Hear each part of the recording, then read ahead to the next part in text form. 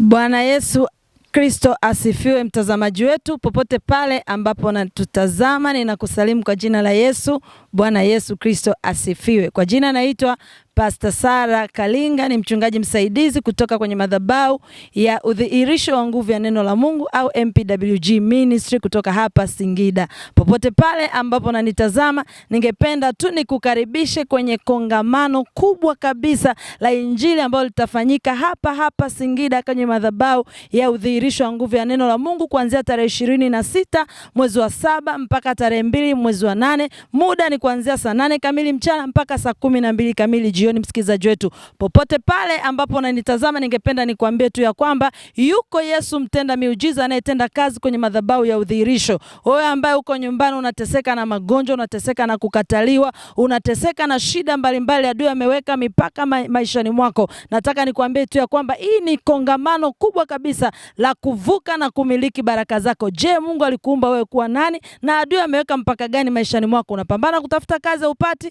Je, magonjwa yamekaa ndani yako kwa muda mrefu uponi? Je, unateseka kwenye ndoa? Je, ni nini ambacho adui amekiweka ndani yako? Nataka nikwambie tu ya kwamba fika kwenye madhabahu ya udhihirisho kuanzia hiyo tarehe 26 mwezi wa 7. Yuko Mungu anayetenda miujiza, atatenda jambo kubwa maishani mwako mtazamaji wetu.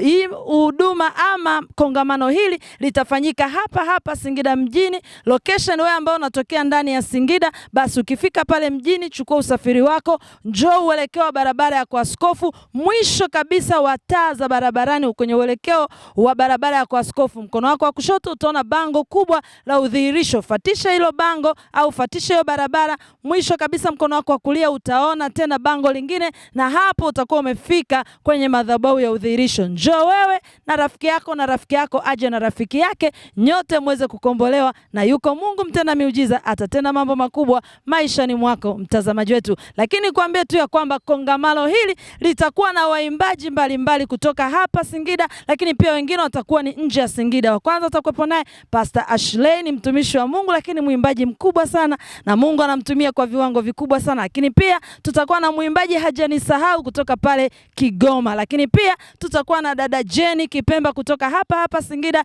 ni mtumishi ambaye pia Mungu anamtumia vizuri sana kwenye sifa na maabudu. Lakini hapa udhihirisho pia tutakuwa na bendi. Wewe kijana unapenda kucheza, wewe binti unapenda kumsifu Mungu, basi wakati wako wa kudhihirisha nguvu ya Mungu aliyoiachilia ndani yako kupitia sifa na maabudu, kupitia kumchezea Mungu umefika. Usipange kukosa. Yuko Mungu anayetenda kazi kwenye madhabahu ya udhihirisho na atatenda jambo kubwa maishani mwako. Karibu sana.